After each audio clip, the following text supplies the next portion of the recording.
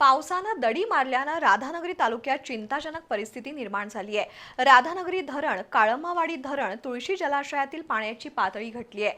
त्याशिवाय काही ठिकाणी नदीपात्र कोरडी पडली आहेत।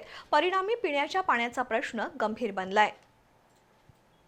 राधानगरी तालुक्यातील दूधगंगा नदी काठावरील तुरंबेसह अनेक गावांच्या पाणी पुरवठ्याचा आधार असलेल्या नदीतील इंटेक विहिरींमध्ये पाणी शिल्लक नाही। त्यामुळे अनेक गावांमध्ये पिण्याच्या पाण्याची टंचाई निर्माण झाली आहे। उन्हाचा चटका वाढल्यानं उपलब्ध पाणीसाठा वेगानं आटत आहे। दुसरीकडे शेतीचा पाणी पुरवठा ठप्प झालाय। उपसा बंदीमुळे नदी काठावरील शेती पंपांचा वीज पुरवठा बंद करण्यात आलाय। त्यामुळे भात रोप लागवडीची कामं थांबली आहेत। पुरेसा पाऊस न झाल्यास खरीप हंगाम धोक्यात येण्याची भीती आहे। शनिवारी दूधगंगा नदीपात्रातील तुरंबे मालवे दरम्यानच्या बंधाऱ्याजवळचं दृश्य परिस्थितीची गंभीरता दाखवणारं होतं। जून महिन्यात दुथडी भरून वाहणाऱ्या नदीचं पात्र कोरडं पडलंय। 4 दिवसांपूर्वी तालुक्यात पावसानं हजेरी लावल्यानं शेतकरी आणि नागरिकांमध्ये आशेचं वातावरण निर्माण झालं होतं।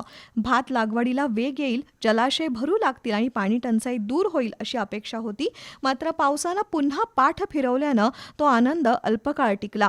पिण्याचं पाणी, शेती, पशुधन आणि दैनंदिन जनजीवन या सर्वच क्षेत्रांवर गंभीर परिणाम होण्याची शक्यता आहे। स्थानिक प्रशासनानं पाणी पुरवठ्याचं नियोजन करून संभाव्य टंचाईवर उपाययोजना कराव्यात अशी मागणी होतीये।